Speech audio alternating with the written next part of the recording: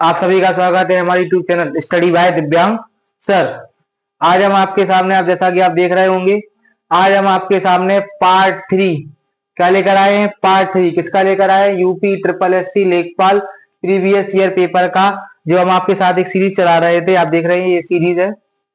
हमने बताया था ये यूपी ट्रिपल एससी लेखपाल प्रीवियस ईयर का पेपर 30 सितंबर 2019 शिफ्ट फर्स्ट का पेपर हम करा रहे थे। हमने आपको इसके 2 पार्ट करवा दिए थे। हमने क्या बोला था, हर पार्ट पर हम 30 सवाल करवाएंगे आपको। तो हमने पार्ट 1 करवा दिया था, उसमें हमने 30 सवाल। उसके बाद उसके अगले 30 सवाल हमने पार्ट 2 में आपके लिए करवा दिए थे। ठीक, अब आज हम आपके साथ पार्ट 3 लेकर आए हैं। ठीक है ना। यूपी ट्रिपल एससी लेखपाल का ये जो शिफ्ट फर्स्ट का पेपर था उसका पार्ट 3 लेकर आए हैं। आज हम अगले 30 क्वेश्चन करेंगे। आज हम कहां से कहां तक करेंगे? 61 से लेके 90 तक के क्वेश्चन आज हम आपके साथ मिलकर सॉल्व करेंगे। तो ज्यादा समय ना लेते हुए सीधा पेपर स्टार्ट करते हैं। आप देख सकते हैं ये 60 तक हमने आपको करा दिए थे। आज हम आपको 61 से शुरू कराना है। सॉरी, देखिए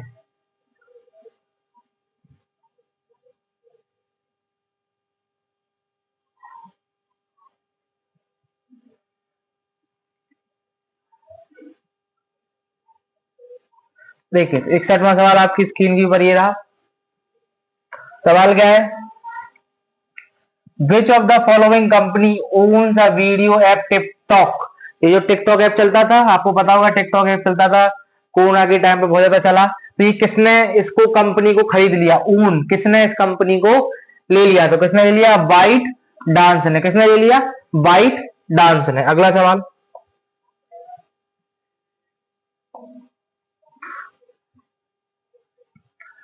Who among the following has honored with the prestigious Jayad medal by UAE in April 2019 for giving a boost to bilateral strategic relationships?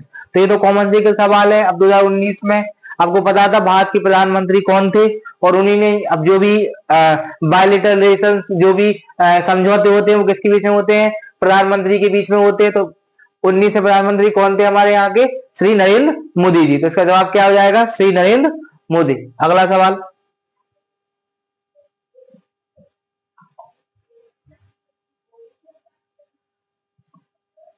Who among the following became the first transgender election ambassador of India?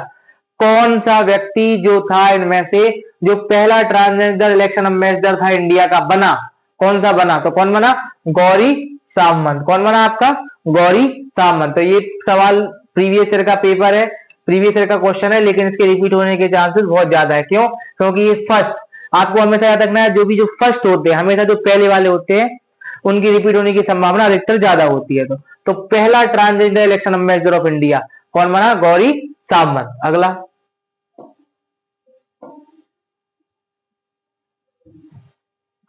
अगला सवाल, ये पूरा current affair related सवाल है। आप देख सकते हैं अप्रैल 2019 के हिसाब से। तो ये इसको आपकी आवश्यकता इस साल नहीं पड़ेगी, क्योंकि अभी पेपर होगा आपका लेखपाल का, तो उसमें उस साल की करंट अफेयर आपको पढ़ना है। तो ये अप्रैल 19 के हिसाब से कौन सी कंट्री ने पहला रैंक पाया के अंदर latest FIFA world football cup? तो फीफा वर्ल्ड कप में, फीफा वर्ल्ड कप फुटबॉल में किस कंट्री ने पहली रैंक लाई? आपकी बेल्जियम। किसने लाया था? बेल्जियम ने लाया था। अगला, ये भी आपका प्योर कॉम, ये भी पूरा करंट अफेयर रिलेटेड सवाल है। क्या है? अप्रैल 2019 के हिसाब से who is the president of confederation of Indian industry? जो CII है, कौन है? फुल फॉर्म पता होना चाहिए। कॉन्फेडरेशन ऑफ इंडियन इंडस्ट्री, कभी कभी पेपर में डायरेक्ट कॉन्फेडरेशन इसका फुल फॉर्म पूछ लिया जाता है। CII का पूरा नाम क्या है? Confederation of Indian industry. इसका प्रेसिडेंट, इसका प्रेसिडेंट किसको नियुक्त किया गया 2019 के हिसाब से? इसको किया गया विक्रम किर्लोस्कर। किसको किया गया? विक्रम किर्लोस्कर को। ठीक, अगला बढ़ते हैं। ये भी प्योर करंट अफेयर सवाल है आपका। As per the information available 2019 के हिसाब से who is the chancellor of Tamil Nadu agriculture university? तो तमिलनाडु एग्रीकल्चर यूनिवर्सिटी का जो चांसलर है वो कौन है? किसके हिसाब से? 19 के हिसाब से। तो इसका कौन है? बनवारी लाल पुरोहित। कौन है? बनवारी लाल पुरोहित। ठीक, तो ये पूरा करंट अफेयर सवाल है। सेम सवाल, ये भी पूरा करंट अफेयर सवाल है आपका। जुलाई 19 के हिसाब से, 2019 जुलाई के हिसाब से union minister of agriculture and farmer welfare कौन थे? नरेंद्र सिंह तोमर। कौन थे? नरेंद्र सिंह तोमर। तो ये आपका प्योर करंट अफेयर सवाल है, ठीक है ना। तो जिस साल का पेपर दोगी उसी साल को आपको पढ़ना है। तो ये रिलेवेंट इतना ज्यादा नहीं है आपके लिए।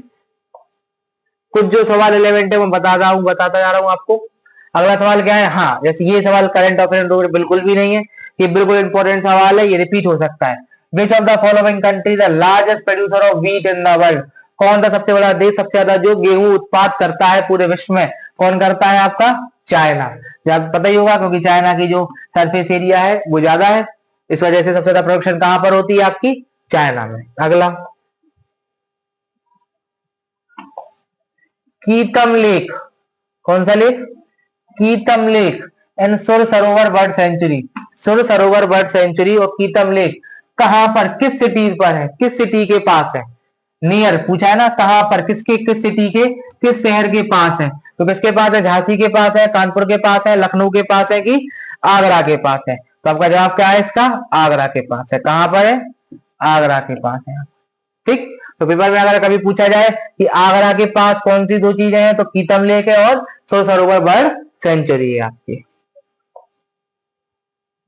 अगला सवाल, which city of India, which city of India is home to the famous Falaknuma, Falaknuma palace? Falaknuma palace कहां पर है?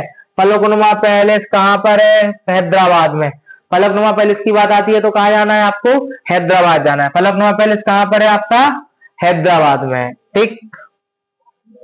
अगला सवाल, ये बिल्कुल कॉमन सेंस का सवाल, बिल्कुल पेपर में आ सकता है और ये बन भी जाएगा आपसे जब भी आएगा। सवाल क्या है? विच of the following state police, किस इस राज्य की स्टेट पुलिस ने ये क्या निकाला? सुरक्षा आपकी संकल्प हमारा। इसको इंग्लिश में क्या कहते हैं? Your safety is our resolve. सुरक्षा आपकी संकल्प किसका है? हमारा है। तो जाहिर सी बात है, पेपर कौन करवा रहा है? यूपी। तो कौन, किसके बारे में पूछा जाएगा? उत्तर प्रदेश पुलिस के बारे में। तो सुरक्षा आपकी संकल्प हमारा, ये किसने, किस पुलिस ने दिया था? ये उत्तर प्रदेश पुलिस ने। अगला देख सकते हैं। अगला, ये हम डेली यूज, रोजाना की यूज करते हैं। क्या है? What does a G stand in the mobile technology? आप 3G पहले करते थे, 4G का यूज अब करते, कुछ लोग करते हैं कुछ लोग नहीं करते, और अब नया क्या कुछ आ चुका है? 5G। तो इन जी, ये जो जी बोलते हैं ना, ये जो अपन साथ में जी लगा, उसका ना मतलब क्या होता है? जनरेशन। क्या होता है? जनरेशन। एक जनरेशन, अगली जनरेशन, अगली पीढ़ी। जनरेशन मतलब क्या है? पीढ़ी दर पीढ़ी। पीढ़ी मतलब जब भी कोई पीढ़ी बदलती है तो कुछ ना कुछ मॉडिफिकेशन होता है। ठीक इसी प्रकार जब 3G से अपन 4G पर आए, 4G से अपन 5G पर आए, तो हर जनरेशन में क्या हुआ? कोई ना कोई मॉडिफिकेशन हुए। तो आपको क्या होना रखना है? पीढ़ी। तो जी मतलब क्या है? जनरेशन। अगला, ये तो आपका पूरा करंट अफेयर सवाल है। क्या है? Name the former south African player who is currently the head coach of the royal challenger Bangalore. RCB का करंट का जो हेड कोच, कोच का नाम बताना है 2019 के हिसाब से। साउथ अफ्रीकन का, पहले तो साउथ अफ्रीका का प्लेयर है, एक चीज दिया। दूसरी चीज क्या दिया है? हेड कोच है। कौन सी टीम का कोच है? आरसीबी का। किसके हिसाब से? 2019 के हिसाब से। तो गैरी क्रिस्टन। क्या नाम है इसका? Gary Kirsten. अगला, अगला क्वेश्चन 74वां क्वेश्चन आपकी स्क्रीन पर ये रहा। Indian railway minister Piyush Goyal, Indian railway minister Piyush Goyal has announced a new railway zone mainly for Andhra Pradesh. What is the name of this railway zone? Andhra Pradesh एक नया रेलवे जोन बनाया। अब ये रेलवे जोन किसके अंतर्गत आता है? किसके अंदर आता है? ये आपका साउथ कोस्टल रेलवे जोन के। किसके अंदर आता है?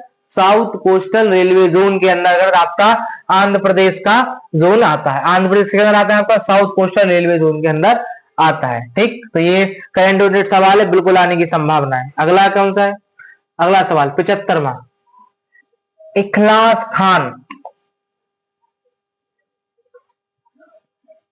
इखलास खान रोजा टॉम, तो मतलब मस्जिद किस डिस्ट्रिक्ट में? उत्तर प्रदेश के। कहां पर है? आपके बूदान में। कहां पर है? आप देख सकते हैं सवाल कहां पर है? बूदान में। कहां पर है? ये जो इखलास खान रोजा टॉम मस्जिद है वो कहां पर उत्तर प्रदेश की किस डिस्ट्रिक्ट में है? बूदान में है। अगला सवाल,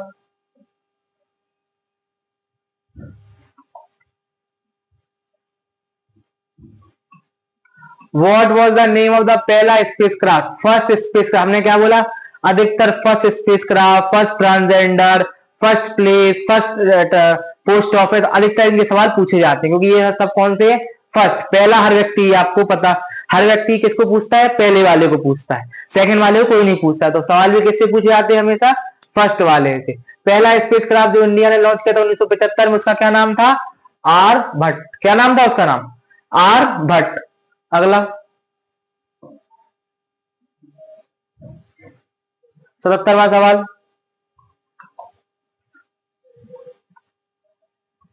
77वां सवाल आप देखिए। 77वां सवाल क्या कहता है? What is the length of the propose east dedicated freight corridor? East dedicated freight corridor की लंबाई कितनी है? 1856 किलोमीटर। तो ये कहां से कहां तक है? ईस्ट डेडिकेटेड फ्रीट कॉरिडोर आपका कहां से कहां तक है? ये आपका लुधियाना। कहां से? लुधियाना। लुधियाना कहां पर है? पंजाब। कहां पर है? Punjab. East dedicated freight corridor कहां से कहां तक है? लुधियाना, पंजाब से कहां तक जाना है? वेस्ट बंगाल तक। कहां तक जाना है? वेस्ट बंगाल तक। तो अगर पेपर में आता है east dedicated, eastern dedicated freight corridor कहां से कहां तक है? लुधियाना के पंजाब से बंगाल तक, वेस्ट बंगाल तक। अभी किन किन राज्यों से होगी गुजरता है तो पता होना चाहिए। पंजाब में तो शुरू हुआ है, तो पंजाब के बाद क्या आता है? यूपी। यूपी के बाद क्या आएगा आपका? बिहार। और बिहार के बाद आपका आएगा झारखंड। और झारखंड के बाद आपका बंगाल। एक सेकेंड, कहां से कहां जाता है इसका? कि कौन कौन से स्टेट से पास होता है ये वाला eastern dedicated freight corridor? Uttar Pradesh. Uttar Pradesh के बाद बिहार। और बिहार के बाद झारखंड। कहां से? यूपी, बिहार और झारखंड से चलता है। कहां जाता है? बंगाल तक जाना है इसको। और कहां से चालू होता है? पंजाब, लुधियाना से ये चालू होता है। इसकी लंबाई टोटल कितनी है? 1856 किलोमीटर। तो ये आपको ये बेसिक इंफॉर्मेशन है, कई पेपर में आपको आए तो जरूर सही करिएगा। अगला question, which of the following missile developed by DRDO is an air to air missile? कौन कौन सी मिसाइल होती है? मिसाइल तीन प्रकार की होती है। एक होती है जो सरफेस से चलती है, ठीक, और सरफेस पर गिरती है। तो ये कौन सी मिसाइल है? एक सरफेस टू सरफेस मिसाइल। दूसरी मिसाइल कौन सी होती है? एक सरफेस से चलती है और कहां जाके अटैक करती है? एयर में, हवा में। यहां से सरफेस से चालू हुई, हवा में जाके अटैक किया। एक होती है सरफेस से सरफेस पे चली, जमीन से चली और सामने जमीन पे उसने मार दिया। तीसरी कौन सी मिसाइल होती है? एयर, आसमान से चलती है, आसमान से चलती है और आसमान में अटैक करती है। तो तीन मिसाइल कौन सी हो गई? सरफेस टू सरफेस मिसाइल, जमीन से जमीन पे, सरफेस टू एयर, एक सरफेस जमीन से हवा में, और तीसरी कौन सी है? एयर टू एयर मिसाइल, हवा से हवा में। सर ये आपकी जमीन से हवा में, जमीन से जमीन, जमीन से हवा और हवा से हवा, ये तीन प्रकार की मिसाइलें होती है। ठीक, तो सवाल आपसे पूछा जा रहा है इनमें से कौन सी मिसाइल हवा से हवा में चलती है? एयर टू एयर मिसाइल है। तो कौन सी मिसाइल चलती है? अस्त्र। नाम ही समझ में आता है, अस्त्र। अपन अस्त्र नहीं फेंकते हैं, कहां से कहां फेंकते हैं? हवाई से वहां फेंकते हैं। तो जो अस्त्र मिसाइल है वो कौन सी है आपकी? Air to air missile. अब पता होना चाहिए और जो अलावा मिसाइल कौन सी है। आप देख रहे हो कि प्रहार, प्रहार कौन सी मिसाइल है? ये आपकी है सरफेस टू सरफेस मिसाइल। प्रहार कौन सी मिसाइल है? सरफेस से सरफेस, जमीन से जमीन में चलती है। पृथ्वी थर्ड, ये भी आपकी कौन सी मिसाइल है? ये भी आपकी सरफेस टू सरफेस मिसाइल है। ये भी आपकी सरफेस टू सरफेस मिसाइल है। ठीक, पृथ्वी और प्रहार भी आपकी, और जो शौर्य है वो भी आपकी सरफेस टू सरफेस मिसाइल है। ठीक, तो अकेला अस्त्र जो मिसाइल है वो एयर टू एयर मिसाइल है। बाकी जो तीनों है प्रहार, सौर और पृथ्वी थर्ड, वो कौन सी मिसाइल है आपकी? Surface to surface missile. कभी कभार पेपर में सवाल बदल दिया जाता है, क्या पूछ लेंगे आपसे सरफेस टू सरफेस मिसाइल कौन सी है, तो आपको इन तीनों में से कोई ऑप्शन आएगा तो आपको उसको टिक करना है। यहाँ पर जवाब क्या है? Air to air missile. तो उसका जवाब आपका कौन सा है? अस्त्र। कौन सा है? अस्त्र। ठीक, अगला सवाल, ये बायोलॉजी का सवाल है, 79 सवाल। Deficiency of which of the following vitamin? Rickets. Rickets किसकी कमी से हो जाता है? रिकेट्स आपका होता है विटामिन डी की कमी से। किसकी कमी से? विटामिन डी की कमी से क्या होता है आपका? रिकेट्स होता है। क्या होता है? रिकेट्स। अब सवाल में पूछा है विटामिन बी से कौन सी कमी से क्या होता है? विटामिन बी से आपका हो जाता है वेरी वेरी वेरी वेरी एक बीमारी का नाम है जो विटामिन बी की कमी से होता है। विटामिन ए की कमी से आपको पता ही होता है नाइट ब्लाइंडनेस। नाइट ब्लाइंडनेस किसकी कमी से होता है? विटामिन ए की कमी से होता है। और विटामिन बी की ई की कमी से न्यूरोलॉजिकल डिसऑर्डर हो जाते हैं आपके। ठीक। तो रिकेट्स किसकी कमी से होता है? विटामिन डी की कमी से रिकेट्स होता है। ठीक। अगला क्या करते हैं?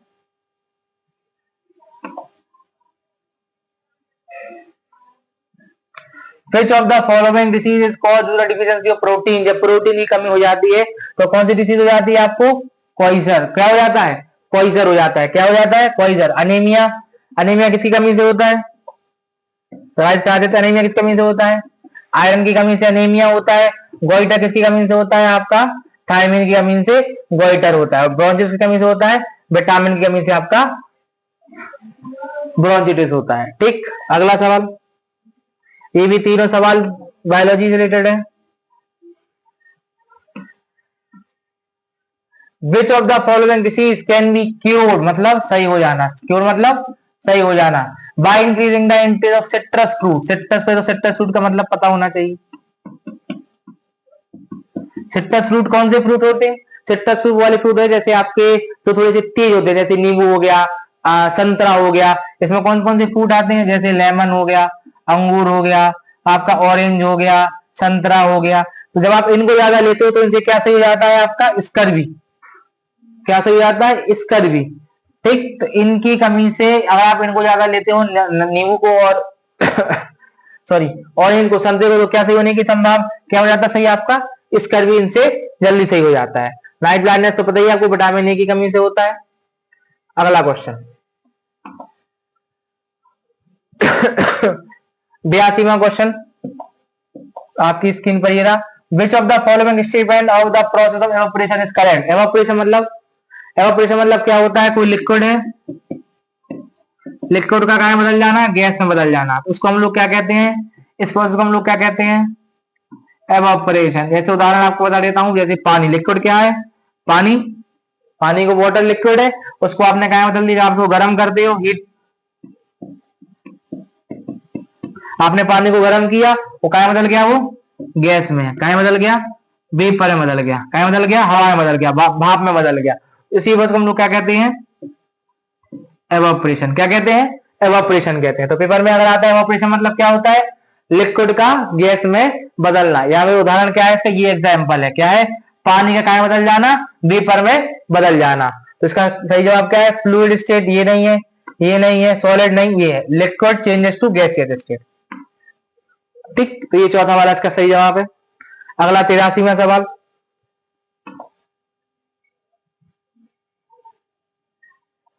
चौथा सवाल 83वां सवाल क्या कह रहा है? 83वां। Which of the following result in the deterioration in the water quality? एक पानी है, पानी की कुछ क्वालिटियां हैं, तो पानी क्वालिटी में क्या आ जाना? कमी। क्या आ जाना? डिटोरिएशन की पानी क्वालिटी में कमी हो जाना। तो किन कारणों की वजह से पानी की जो क्वालिटी है वो कम हो जाती है? तो पहला ऑप्शन क्या है? Not disposing of waste water properly. बिल्कुल संभावना है इस ऑप्शन की। ठीक। तो क्या है कि जो वेस्ट वाटर है, वेस्ट मतलब जो गंदा पानी है, उसको आपने सही तरीके से ट्रीट नहीं किया और आपने नदियों में, पानियों में छोड़ दिया, तो इसकी संभावना है। डिफॉरेस्टेशन से कुछ नहीं होता, डिफॉरेस्टेशन तो पेड़ लगाना होता है, तो ये तो और अच्छी बात है। Wrong distribution of water resources, कुछ नहीं होने वाला। आप पानी की नदी जा रही है, आपने क्या किया? मान लीजिए यहाँ पर घर थे तो आपने पानी को यहाँ भेज दिया, तो उससे पानी की क्वालिटी पर कोई प्रभाव नहीं पड़ा। तो ये नहीं है। पॉपुलेशन ज्यादा होगी तो पानी का यूज ज्यादा होगा, लेकिन पानी की क्वालिटी में कोई प्रभाव नहीं पड़ेगा। तो सही जवाब इसका क्या है? Not disposing waste water properly. आपने क्या किया? जो पानी को सही तरीके से आपने डिस्पोज नहीं किया, तो इससे क्या होगा? पानी की क्वालिटी कम हो जाती है। तो सही जवाब क्या है आपका? Not disposing of waste water properly. ये प्योर कॉमन सेंस का सवाल है। ये किसका सवाल है? ये प्योर सवाल कॉमन सेंस का है। इसमें ना ही आपको कुछ पढ़ना होता है, ना ही कुछ याद करना होता है, ना ही आपको इसमें कुछ, आपको केवल कॉमन सेंस लगाना होता है कि पानी की क्वालिटी किन चीजों से कम होगी। तो पानी की क्वालिटी अगर ज्यादा पेड़ लगाओगे तो कम होगी नहीं।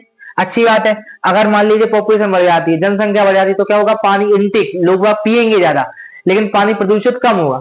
और अगर मान लीजिए कोई रिसोर्स है पानी का और आपने उसको गलत जगह डिस्ट्रीब्यूट कर दिया, मान लीजिए कोई रेसी इलाका में करे, तो कुछ क्या होगा, कुछ भी नहीं होगा, वहां के लोग आपके पास पानी भर जाएगा, इससे ज्यादा कुछ होगा, पानी क्वालिटी प्रभाव नहीं पड़ेगा। लेकिन अगर आपने जो वेस्ट है, कचरा है, उसको आपने डायरेक्ट डाल दिया पानी और नदियों में, तो उससे जो पानी क्वालिटी है वो कम हो जाएगी। ठीक है ना। अगला सवाल, ये फिजिक्स का सवाल है। ये किसका सवाल है, ये फिजिक्स का सवाल है। SI unit of stress, stress की यूनिट क्या आती है आपकी, पास्कल। क्या है, पास्कल। जूल किसकी यूनिट है, जूल किसकी यूनिट है, वर्क डन की। किसकी, वर्क की या एनर्जी की। किसकी है, एनर्जी।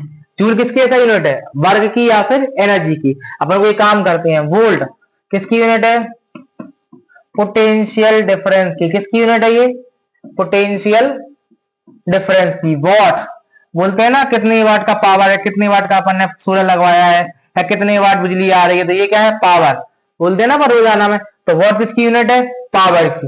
वोल्ट किसकी यूनिट है, पोटेंशियल डिफरेंस की। जूल किसकी यूनिट है, वर्क की और एनर्जी की। स्ट्रेस की यूनिट क्या है आपकी, पास्कल। ठीक।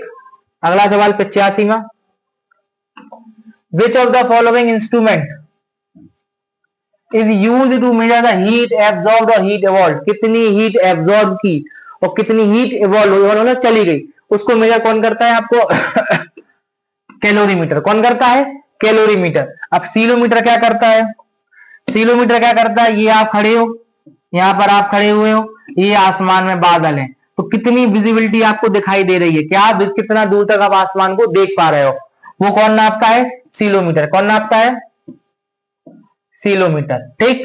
अगला कौन सा है, क्लिनोमीटर। क्लिनोमीटर, आप कहीं पर खड़े हो, किसको नापता है, स्लोप को। किसको नापता है, स्लोप को। कितना स्लोप है वो कौन नापता है, क्लिनोमीटर। कोलोरीमीटर, कौन सा है अगला, कोलोरीमीटर। आपने कोई सब्सटेंस लिया, वो सब्सटेंस में आपने घोर दिया, तो कितना कलर का कंसंट्रेशन है, क्या है, कंसंट्रेशन है, कितने कलर का कंसंट्रेशन है। कंसंट्रेशन मतलब होता है कितना उसमें मात्रा है, उसको नापता कौन है, कैलोरीमीटर। कितनी हीट आई, कितनी हीट गई, वो कौन नापता है, कैलोरीमीटर। सीलोमीटर, आप जमीन में नीचे खड़े हुए हो और कितनी दूर तक आपको आसमान साफ दिख रहा है, विजिबल दिख रहा है, उसको हम लोग, वो कौन नापता है आपका, सीलोमीटर। और क्लिनोमीटर क्या कहलाता है, स्लोप नापता है। क्या नापता है आपका, स्लोप नापता है। तो उसका जवाब क्या है आपका, कैलोरीमीटर। ठीक। अगला 86वां सवाल आपकी स्क्रीन पर ये रहा, ये प्योर बेसिक साइंस के सवाल है ना। अभी अपन जो कर रहे हैं वो पेपर साइंस के सवाल कर रहे हैं, basic. What is the force, what is the force that bind proton and neutron in nucleus. कौन सा जो फोर्स होता है जो न्यूक्लियस में जो प्रोटॉन्स को न्यूट्रॉन्स को आपस में बांध के रखता है। तो पहले आपको पता होना चाहिए, एक न्यूक्लियस होता है, इस न्यूक्लियस के अंदर क्या होता है, ये बेसिक है। इस न्यूक्लियस के अंदर प्रोटॉन होता है और न्यूट्रॉन होता है। ठीक। इसके चारों ओर एक सेल होती है, इस सेल में इलेक्ट्रॉन चक्कर लगा रहे होते हैं। ये पूरा सिस्टम कहलाता है न्यूक्लियर, ये पूरा सिस्टम कहलाता है एटम। इसको हम लोग क्या कहते हैं, एटम। एटम के बीच में क्या होता है, न्यूक्लियस होता है, उस न्यूक्लियस में प्रोटॉन होते हैं और न्यूट्रॉन होते हैं। न्यूक्लियस के चारों इलेक्ट्रॉन चक्कर लगाए दे रहे होते हैं। ये तो बिल्कुल बेसिक पता होना चाहिए फिजिक्स का, ये बेसिक है। अब सवाल क्या कहता है, कौन सा फोर्स जो प्रोटॉन और न्यूट्रॉन, जो प्रोटॉन न्यूट्रॉन को बांध के रखता है, इलेक्ट्रोमैग्नेटिक नहीं, मस्कुलर नहीं, ग्रेविटेशन नहीं, न्यूक्लियर फोर्स। ये किसके अंदर है, न्यूक्लियर के अंदर है, तो न्यूक्लियस होगा। न्यूक्लियस के अंदर तो कौन सा फोर्स लगेगा आपका, न्यूक्लियर फोर्स लगेगा। अगला सवाल,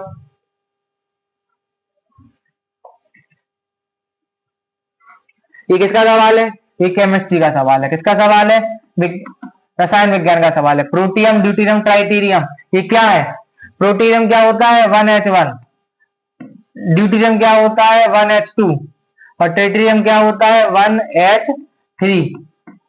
1H1, 1H2, 1H3 ये क्या है, आइसोटोप। ये क्या है, आइसोटोप, जिनकी एटॉमिक नंबर आप देख रहे हो, एटॉमिक नंबर सेम है but mass number are different. इसको हम लोग क्या कहते हैं, आइसोटोप। आइसोटोप क्या होते हैं, जिनके एटॉमिक नंबर सेम होते हैं, मास नंबर अलग अलग होते हैं। तो आप देख रहे हो 1H1 1H2 1H3, तो ये जो एटॉमिक नंबर सबके सेम है हाइड्रोजन के, और जो मास नंबर है वो सबके अलग अलग है। इसी का नाम 1H1 का नाम प्रोटियम है, 1H2 का नाम ड्यूटेरियम है, और 1H3 का नाम ट्राइटेरियम है। तो ये सारे कौन है आपके आइसोटोप्स। अगला 88वां सवाल, विच of the following gas is required for combustion. तो आपको समझना चाहिए कंबक्शन मतलब क्या होता है। कंबक्शन मतलब होता है जलना।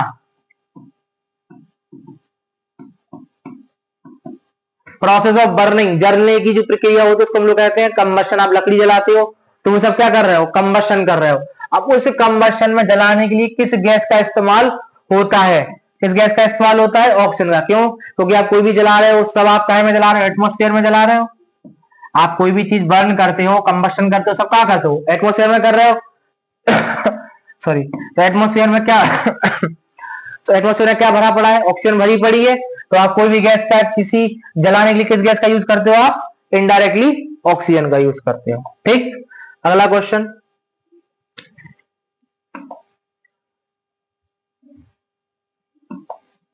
अगला क्वेश्चन क्या है, विच of the following value represent the pH of alkaline solution. ये प्योर का सवाल है, इसमें ना ही कुछ समझाने वाला होता है, ना ही कुछ आपको आता है तो आता है, नहीं आता है तो नहीं आता है। पीएच वैल्यू अल्कलाइन सॉल्यूशन कितनी होती है, 10 होती है। कितनी होती है अल्कलाइन सॉल्यूशन पीएच वैल्यू, 10। आप देख सकते हैं 10 होती है। लास्ट सवाल आज की सीरीज का। आज हम ना, आज बोला था ना हमने, आज हम कहां से करेंगे, आज हमने, आप एक सेकंड,